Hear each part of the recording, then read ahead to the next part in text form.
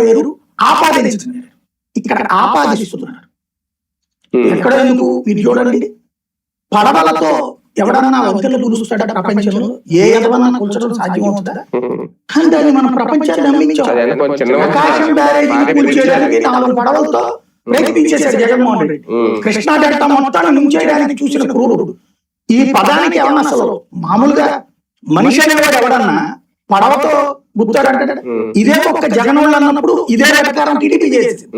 ఏది అప్పుడు ఇసుకది చంద్రబాబు ఇంటి దగ్గర అప్పుడు కూడా మనం ఇదే అన్నాం, పడవలతో బ్యారేజీలు గుద్దేయడం ఏంటి బాబు అని. అలాంటి ఆరోపణలు కూడా వీళ్ళకే మైనస్ అయింది తప్ప వైసీపీకి ఏం పెద్దగా లేదు. రెండోది అదేదో అతను ఎవరో చచ్చిపోయాడు తొక్కుకుంటూ తీసుకెళ్ళాడు, అది ఎంత మోసం. తర్వాత వివేకానంద రెడ్డి పేరు రాసేసాడు, ఇంకే ఉంది అయిపోయింది, భారతి కూడా అయిపోయింది. ఇవన్నీ కూడా జగన్ ని వీళ్ళు వెంటాడుతున్నారనేటటువంటి ఫీలింగ్ వీళ్ళకి ఏంటంటే, జగన్ మనల్ని పట్టించుకోలేదన్న కోపం ఉంది కానీ జగన్ ని టార్గెట్ చేస్తుంటే తట్టుకోలేరు. ఇంత దారుణంగా టార్గెట్ చేస్తున్నారు.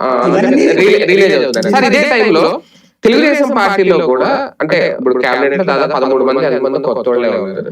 ఎమ్మెల్యేలు ఎక్కడ మాట వినట్లేదు, తమ ఇష్టారాజ్యంగానే చేసుకెళ్ళిపోతున్నారు అనేది. ఎందుకంటే వీళ్ళే చాలా సార్లు వార్నింగ్లు కూడా ఇస్తున్నారు, బాబు గారు మాట్లాడుతున్నారు, ఆంధ్రజ్యోతి పత్రికలు రాస్తున్నారు. అయినా